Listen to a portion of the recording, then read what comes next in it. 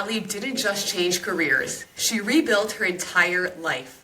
After nearly 2 decades in the nonprofit world, she found herself navigating a pandemic, a divorce, and an unexpected new career.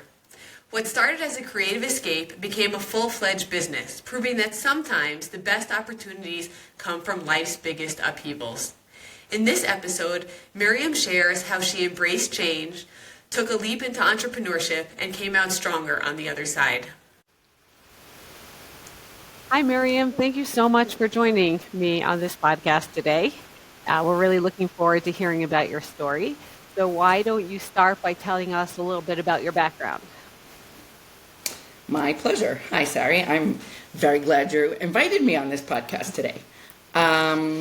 My professional background is that I spent about 25 years in Jewish nonprofit in various capacities. I graduated from college with a BA in focusing on urban studies and sociology, but basically from the time I graduated from college, I was in Jewish nonprofit until about 6 years ago. Was that always your plan when you studied sociology and urban planning? Yes.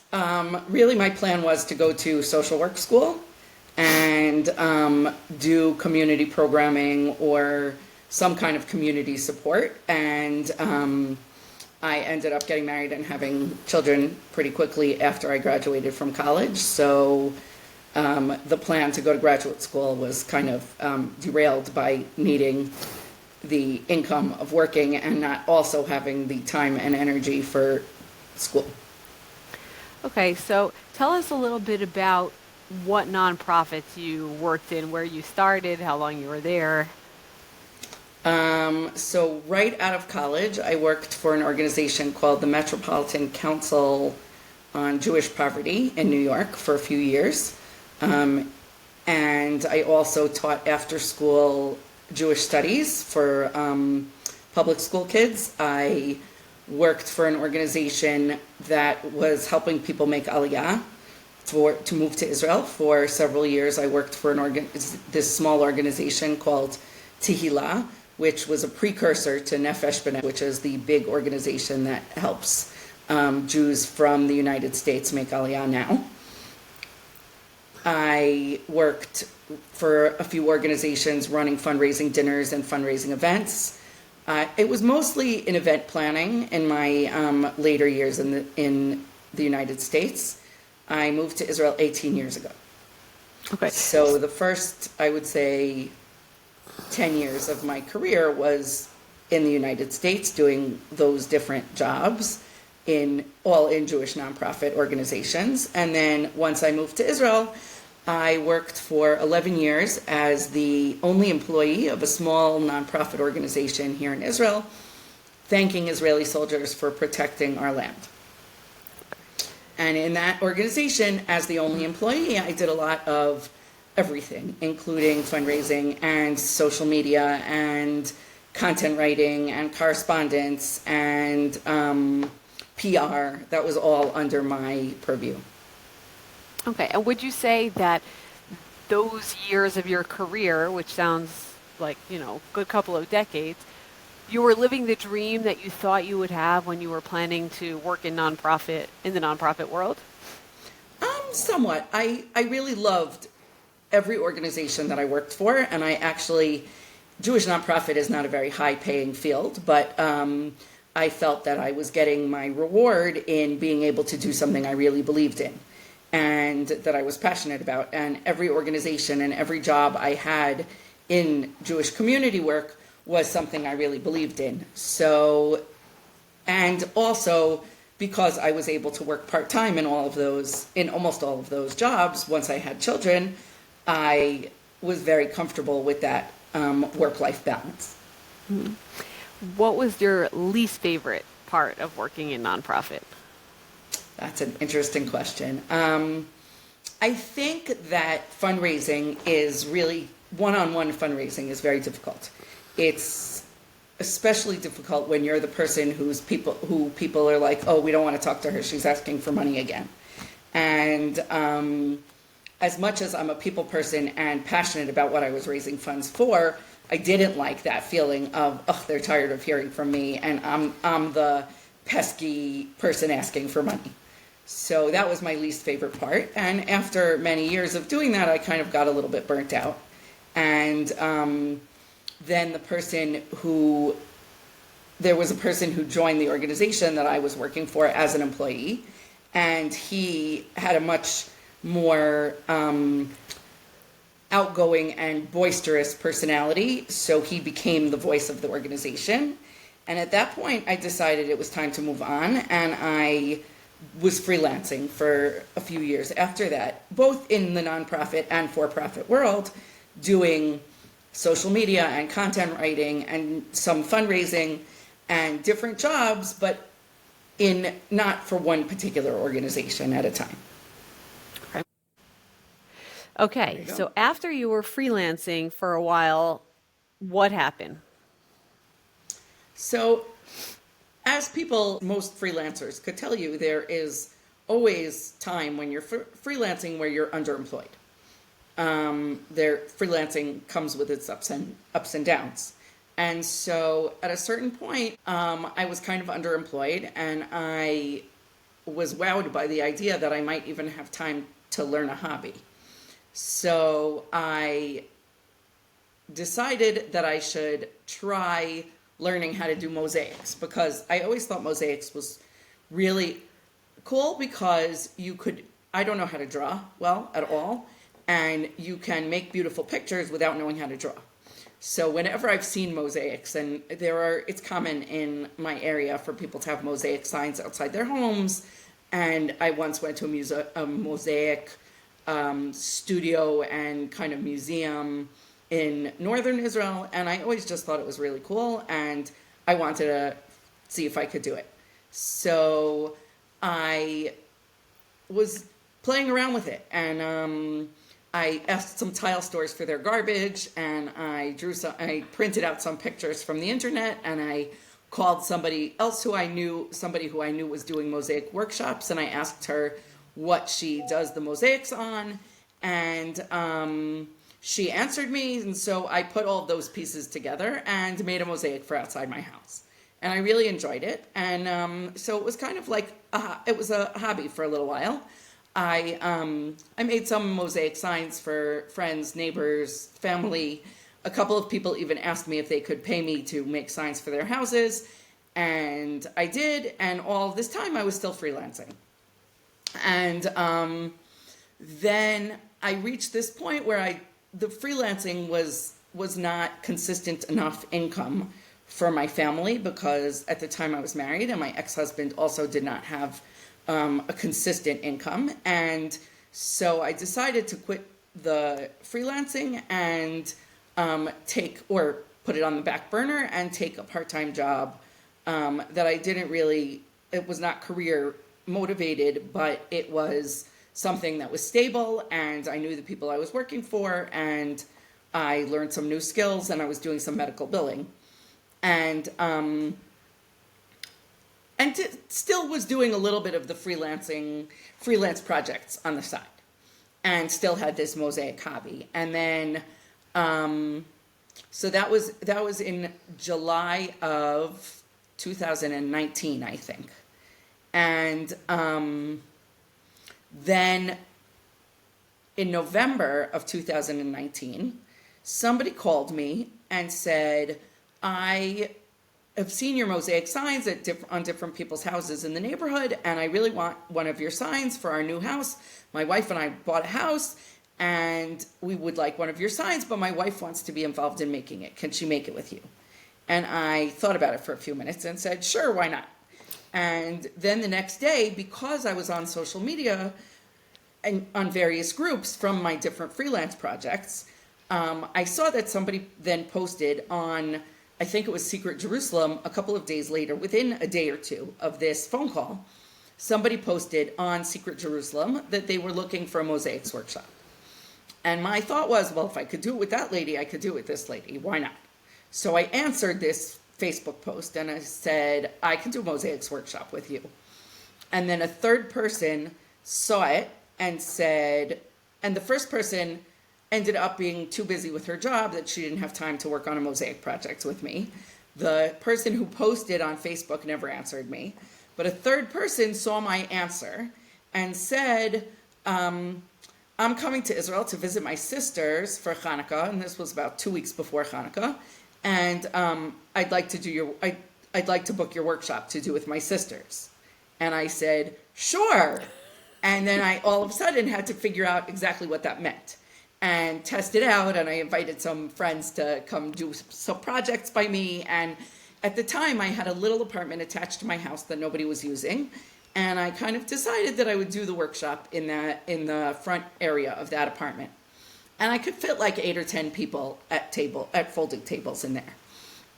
And so I tested it out a little bit, and then I had my husband at the time, who was also able to do graphic design, make a flyer. And because my skills were in social media and PR and getting the word out, so I posted this flyer all over the place.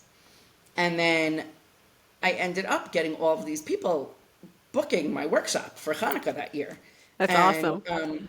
To the point where my next door neighbor, who was away, said, how are you going to fit all these people in your little space? And I said, I can't. I don't know what to do. And she said, come do it in my house while I'm away. And so I did. And basically that week I hired my nieces who live locally and some kids locally to help me out and just make it all work. And by the end of that week, I kind of felt like God was talking to me and I better listen, because I have this new business that is turning something that I love doing into a way to make money.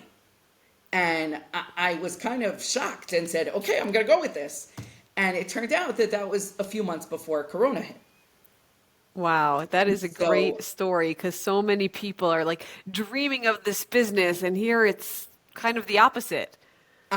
Not even for a second had I ever thought that I would make any real money doing this. Even when a couple of people said, can I hire you to do a sign for me? I didn't even know what I was basing the pricing on. Just was like, oh, well, this is kind of what I charge per hour for freelancing of doing other things. And so I think it's going to take me this number of hours. So, okay, here's a price.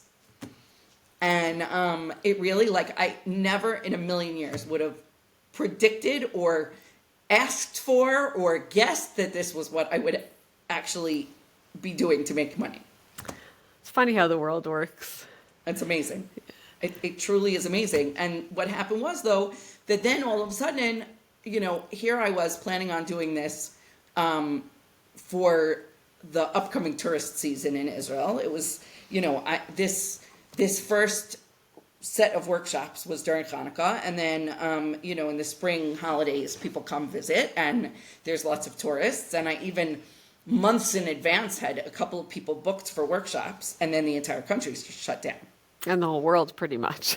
The world shut down, exactly. And so those couple of people who had given me deposits were very reasonable and easy to work with, and basically said, don't worry, when things open up again, we'll come do your workshop. And That's really they nice. ended up coming in August, actually, that year. Because by that time, I think it was that August, basically, people who live in Israel weren't really allowed to leave. Tourists weren't allowed to come in. So most people were trying to figure out, but tourist activities or activities with their family during the summer break that were Corona friendly and safe, and museums were closed and hotels were closed, and all of that was not happening. So it turned out that it hadn't occurred to me before that, but I moved the entire business outside, and I was able to have one family come at a time with masks on, and I don't stand so close to them, and that it was a much safer and more comfortable environment for people to do a family activity than anything indoors. And even extended families were able to each be at a separate table in a different area of my backyard, working on something where they weren't feeling like they were threatening their grandparents' lives. Wow. And so it ended up being that I really was able to do more with it that August than I had thought was going to happen. And in general, the entire process has been, each time something else happens in the world, I have to figure out, what does this mean, and how is my business going to change? And so basically, by the end of the following year, where Corona was still a thing even, I got separated and was trying to figure out, like, what is that going to mean for me having a business, and how am I going to really, is this going to be reliable income? Because, and all of that time I had kept the part-time medical billing job. I had been going to lots of entrepreneur seminars and listening to podcasts and meeting people and networking, but I never had a business plan. I never had a projected income from this. It was just like, as it came, great. If it didn't, I'll do more hours on my part-time job. And the question became, how do I make this a real business in terms of understanding projected income? And I had never even kept any records. I had only I had never, I had written receipts because I already, from freelancing, had a freelance business open. So I was able to write people receipts who asked for them, but it was never something that I intended or planned out as a business. So I never kept expense records. I never kept income records. People would say, well, what usually happens? Or is this usually a busy season? And I'd say, there is no usually. Right. I started this business by, kind of fell into my lap, and I've just been following it. And instead of it following my plan, I was just following it. And I had no idea how to really know if my pricing made any business sense or not. I kind of had just guessed. And so after I got divorced, and I really said, well, if I want to be able to have a functional income, I'm going to have to figure out my pricing and start keeping records and things like that, and speak to business coaches. And I'm still kind of in that process. That was about 2 years ago.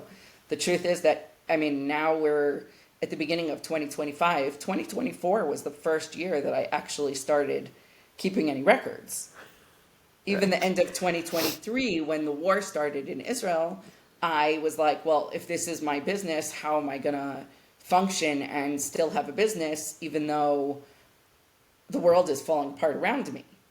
Right. And I just want to stop for 1 second and just say, since it was a 4-year process from the time that you started dabbling in charging for workshops until, you really became a real entrepreneur, let's say, just as a word of advice for other people who may be going through that process now and turning their side hustle into their main gig, what kind of advice would you give them that may be useful so they don't have the same write everything peaks and down. valleys?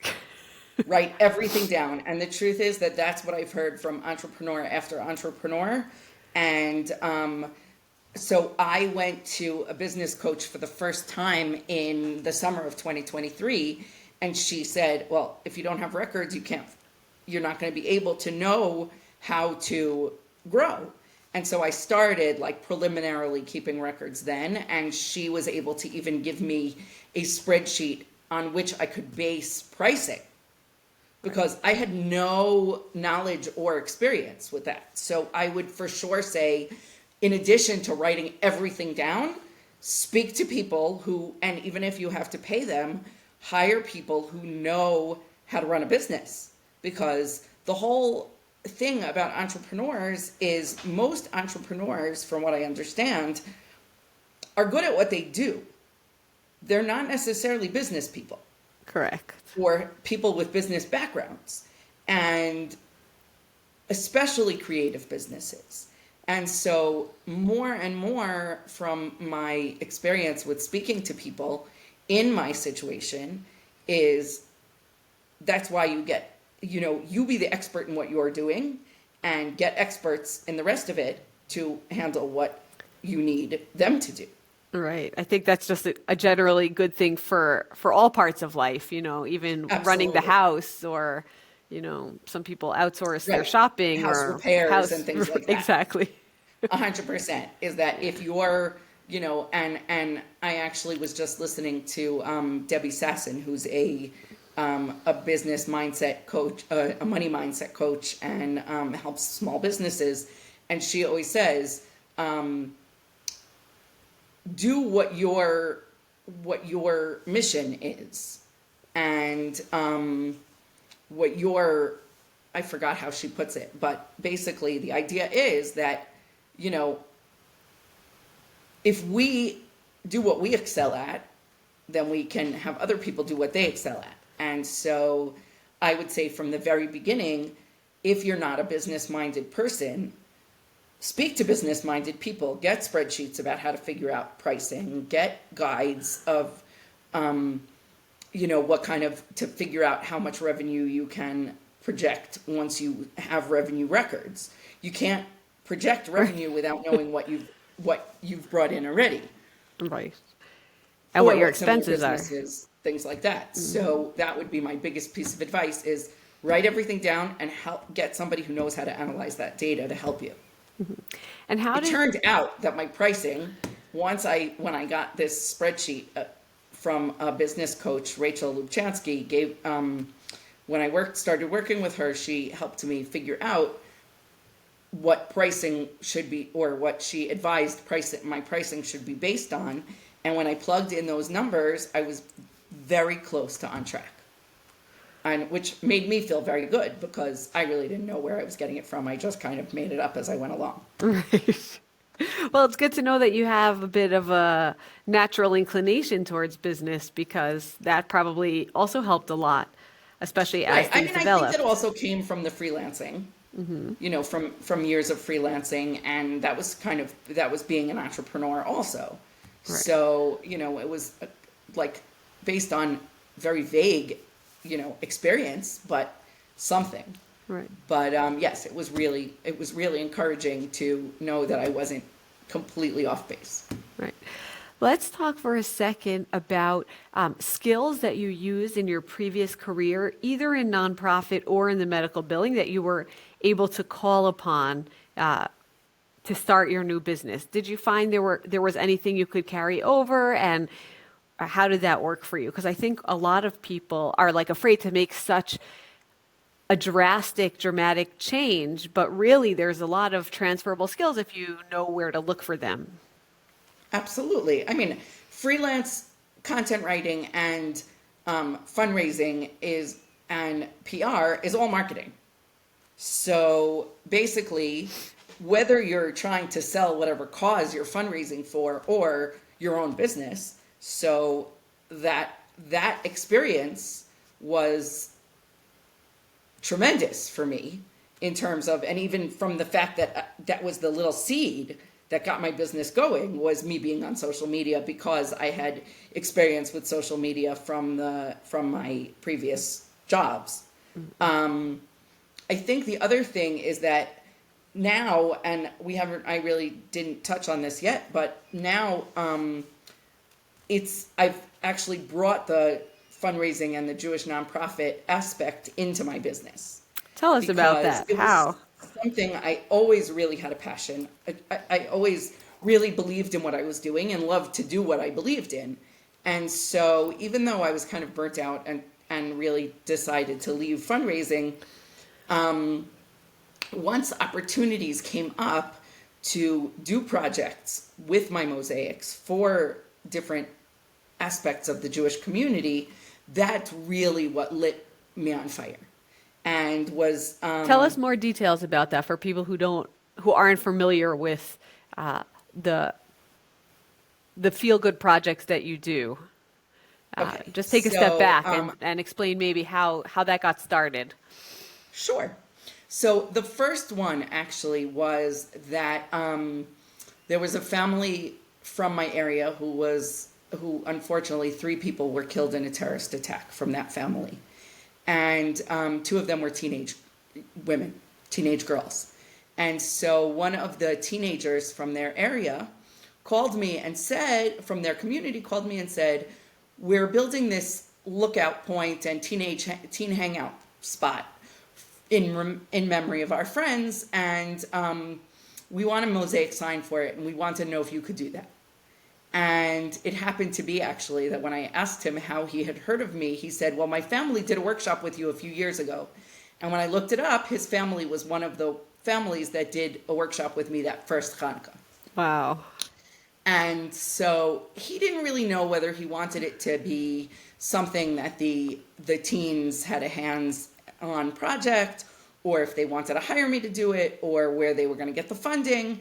And I kind of said to him, I'm just going to think about it for a little, and I'm going to get back to you. And I realized that on Yom HaZikaron, which is our Memorial Day, the children in all of the elementary school, in all of the schools, have special ceremonies, and school ends at 11 o'clock in the morning after there's a siren for the whole country.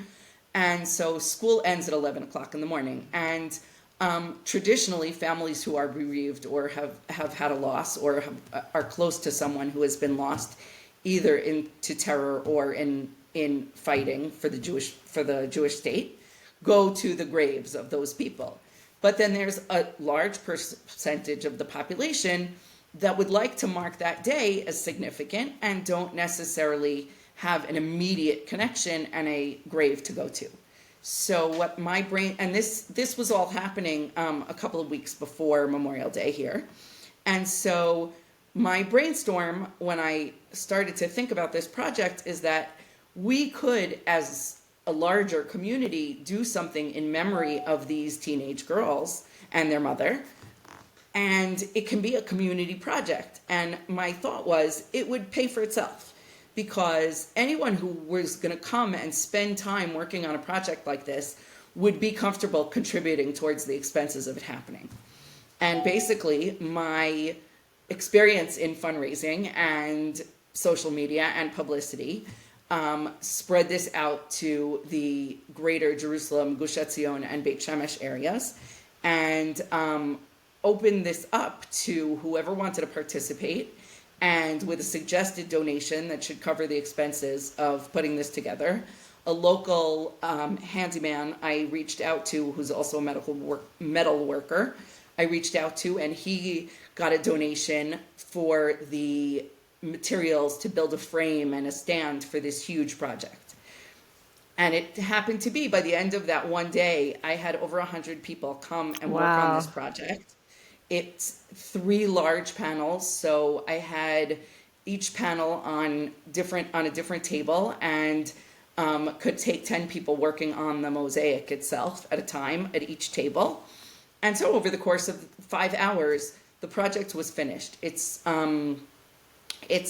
almost 2 meters by 1.5 meters. Beautiful. And it is now hanging in the community of Efrat in memory of this mother and her 2 daughters who were killed in that terrorist attack. And it is really the most magnificent and meaningful thing I've ever done to this day. And I drive by it, or I look at pictures of it, and I'm still 2 years later, completely wowed by the entire project. And it did pay for itself. And it really said to me, look at this combination of being able to do what you love and make a difference in the community at the same time. And so then shortly after that, that was in May, or April, May, and then in July, another organization contacted me that they wanted to do a workshop, and it was out of their budget, and it was for orphan children and widows. And I put out a thing, and I started asking on social media, and made a flyer and started asking around. And I raised enough money to cover the difference between their budget and what my workshop cost. And I went and I did the workshop for these orphan children. And so you really used your nonprofit fundraising. It's not just like, what? okay, you really practically use that nonprofit fundraising. That probably wasn't your vision when you started this business, but Exactly, not at all. It's My amazing. vision was to have less nonprofit. Right. It's pretty amazing how closely you were able to tie in your first passion with your second passion. Absolutely. And it really, and to this minute, I mean, last week I put out an appeal and I really have to work on it a little more to raise funds to be able to do workshops with, because somebody contacted me that a single parent family in a community that really needs, has really had a lot of difficult times, and the mom wants to do something special with her child. And they were looking to raise funds to do a special activity. And I reached out to the person who was raising the money and said, well, why don't we do this because Mosaics is really a very therapeutic activity at the same time as being fun and relaxing. And so I have figured out and really feel completely blessed to be able to combine these two passions. Okay, well, my least favorite part of it is asking for money. And I really hate going back to the same people and tapping into the people I know over and over and over again and always being that person who's always asking for money for something. But because I believe in what I'm doing so much, it kind of is a natural thing that I just have to keep getting the word out there and asking people to help. Well, I will put a link in the show notes so that if anybody wants to contribute to any of these charity mosaics, that they can support you in that effort. But I also wanted to just touch back on a couple of things that you said that really interested me that I hadn't thought of before we spoke. That you started by saying first, oh, somebody asked you to do a workshop and that's how the business got started. You hadn't been looking for it, but someone asked and you said, sure. And then as you pivoted also into doing more charity mosaics, it also came from someone who asked you first. Before you had the idea, someone approached you with the idea. And I think that that's a really interesting trend, I guess you could say, in your business evolution, that you seem to be really open-minded to other people's ideas and not just like staying on one course that you've charted for I yourself. love how you put that so positively. Yeah, I think it's really interesting. Say that maybe it's because I'm not proactive enough to look for new business ideas, but it could be looked at both ways. I think it's, and I appreciate your positive. well, thanks, focus. but I think it's really interesting because a lot of entrepreneurs, and for sure a lot of the CEOs that I've worked with, they have one specific vision, and it's that way or the highway. And I think it's a sign of maturity to be able to say, oh, someone else has a good idea. I can take that and run with it. You know, that's a certain strength, a personality strength, I think, to be able to take someone else's idea and turn it into something that both does good and that's a moneymaker for you. Thank you very much.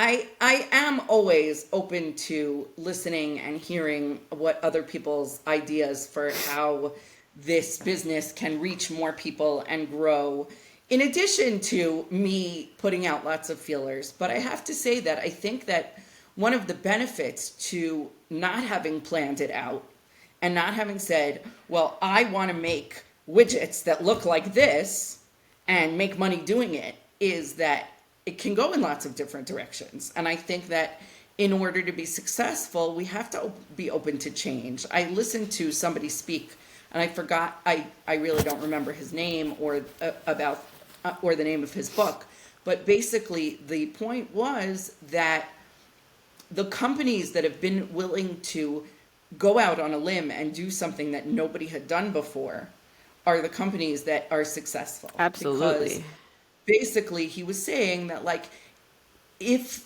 you do only what works and keep doing that again and again and again, because you're saying, well, it's not broken, I'm not going to fix it, you're still going to be doing the same thing. But progress means you have to be doing something different at some point. I agree. Everybody in business, or all of the, the advice out there is that we learn the most from our failures. So, of course, I have brought up to you the things that were successful that other people suggested or that I tried So tell us about the failures so that everyone based on knows other it's people's not a straight suggestions. line. Yeah, listen, I think that there are things that I wouldn't say that I've had so many failures, because the truth is that I really have been extremely blessed, and most of the things have worked to some degree. But, the things that have become ongoing projects are the successes, and the things that I said, oh, maybe I'll try, doing this type of project, and nobody really bought it, so I stopped advertising that. And it doesn't mean that wouldn't work in the future if I tweaked it more. I think that it's more about the fact that, in a lot of ways, there's that throwing spaghetti at the wall and see what sticks. So, and people say that is not the greatest way to run a business. So I don't know that I would say I recommend it, but that's kind of how my business has evolved. Okay. I think that, one of the blessings of being a solopreneur is that you can try lots of things and you can be flexible. And when somebody calls me and says, can you do something for this particular event? And I can say, sure, give me a few days to think about it. And let's see if we could come up with a project that is very relevant for exactly the event you're planning.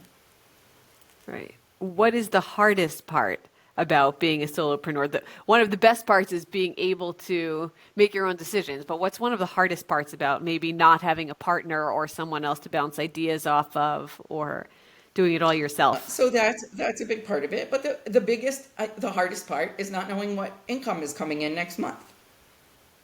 Very and true. is also always having to be selling and always having to be marketing and marketing every single day. And I mean, now that I'm really making a giant effort, I did quit my part-time job.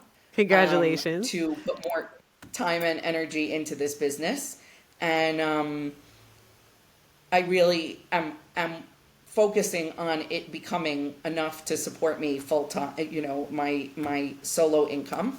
But it's, when it's your own business and you don't have a specific plan in terms of you have sold ahead for X number of time, you really don't know what income is coming in next month.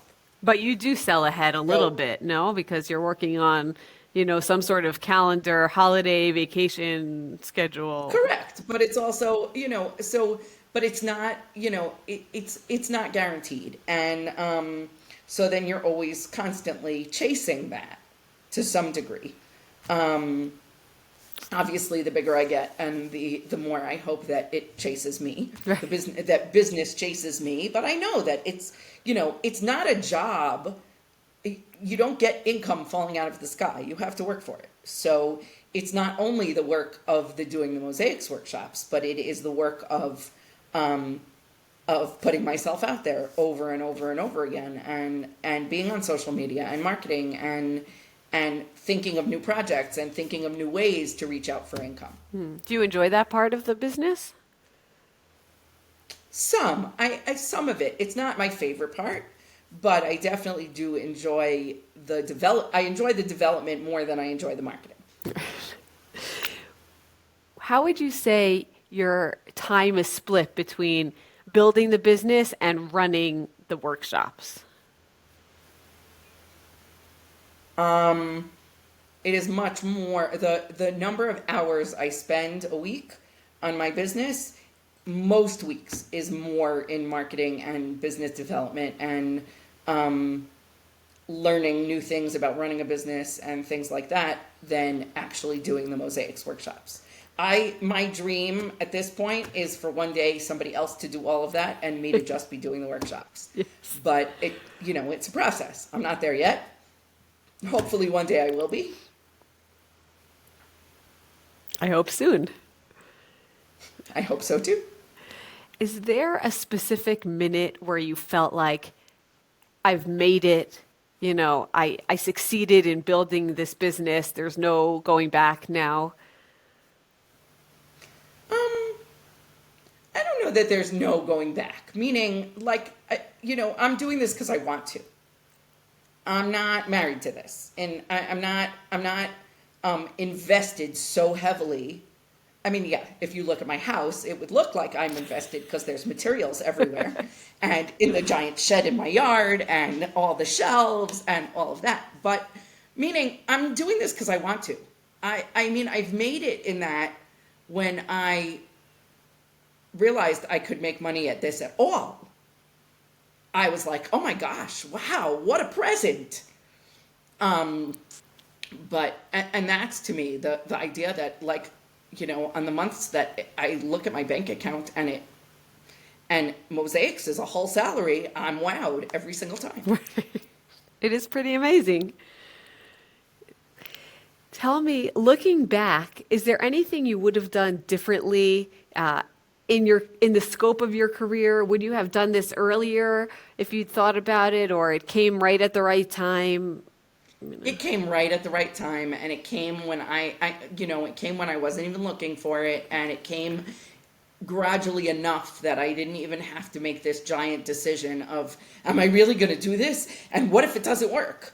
And so I feel like very lucky that I didn't have that aha. I didn't have to make that, giant leap with both feet. I mean, I think that my divorce was a giant leap in terms of me supporting myself and figuring out how to do that. And whether it means, and my children, and whether it means, that,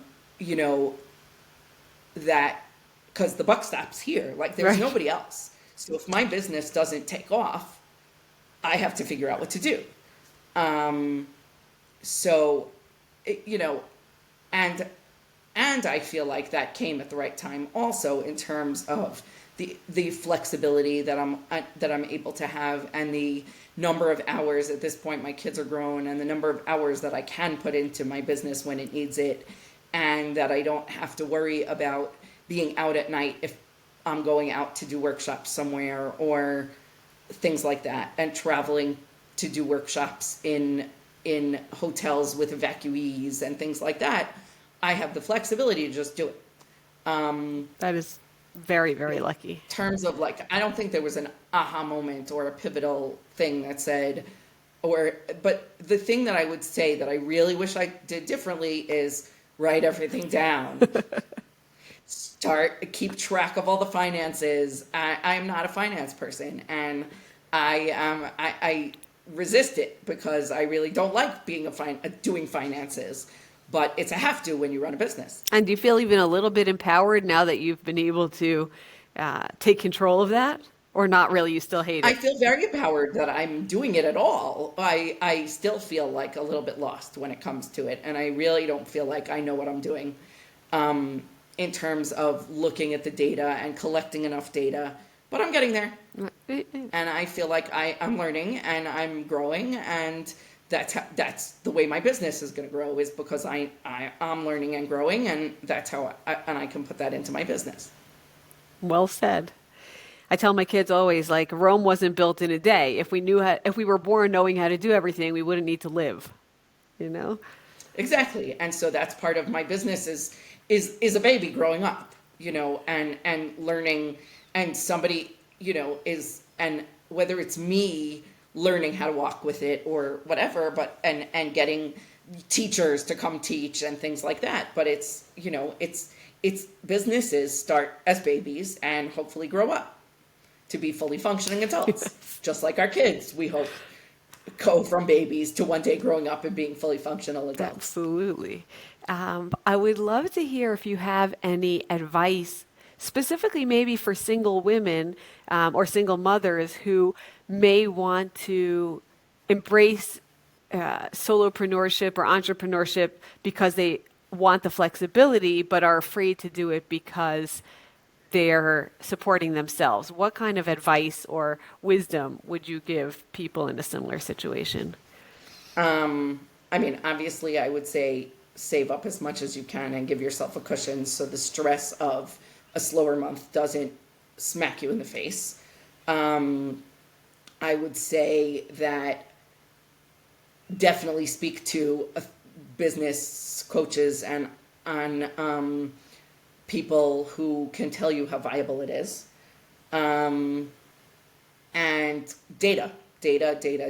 Like, I wouldn't say quit your day job so quickly. I would say start your business, and yes, it means that you won't be flexible for a while because you're going to be working, burning the candle at both ends. But if you can do that and collect the data, then you can see how viable the idea of working on your own is, and have a community behind you. Always a good thing to have.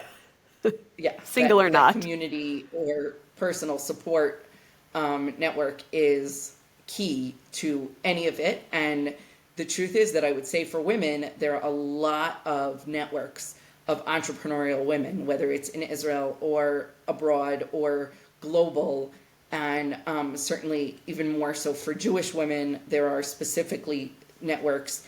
And the building of that network builds my business and guides me in terms of business advice.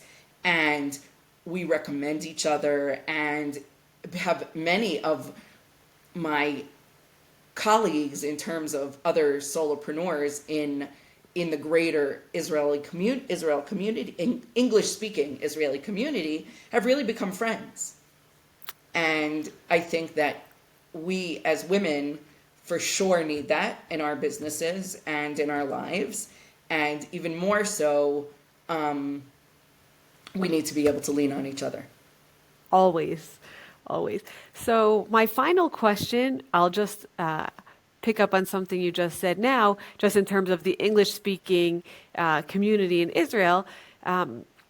Just tell us, maybe as a final thought, how you've managed not just working with English speakers, because obviously your business wouldn't be able to thrive if you had such a narrow market. So you must be doing workshops for Israelis. How has that gone for you? How has that brought you as an entrepreneur and as an American Israeli?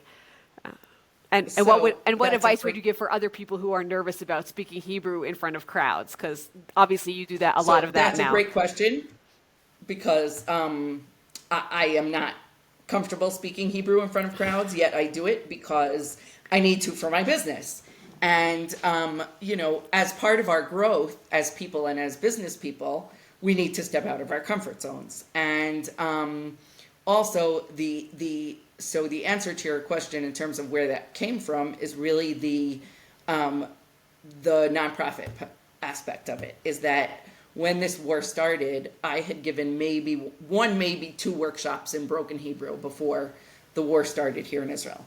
And once I was working on different ways to use my business to help our country, the way that became clear was that I started working with bereaved families and evacuees. And the reality is that the majority of the evacuees from both southern and northern Israel, we had well over 100,000 people were evacuated for their homes for more than 6 months. And even as many, there are some still evacuated from their homes. And even the ones that recently have gone back, you're talking about a year and a half. And so I've done a lot of workshops with many different groups of evacuees, and they are 95 or 98% Hebrew speakers. And so I did a few with, a very big hesitation, and the more I do it, the more comfortable I got. And it just was something I needed to grit my teeth and do, and it has made me grow a tremendous amount as a business person, as a person and an Israeli and a businesswoman, because we need to reach new communities and we need to reach new audiences, and it has opened up a much broader reach for me. So even though it was not a good circumstance that led to that, it is a huge part of my growth as a person in this country and as a business person. Well, I think it's really inspiring how you evolved into this and all of the amazing skills that you've learned and the amazing projects that you've done with people in the country, all over the country. So thank you so much for sharing your story with us. My pleasure, and thank you for your sharing your willingness to share my story and to be there for other people who at midlife are changing their careers. Thanks.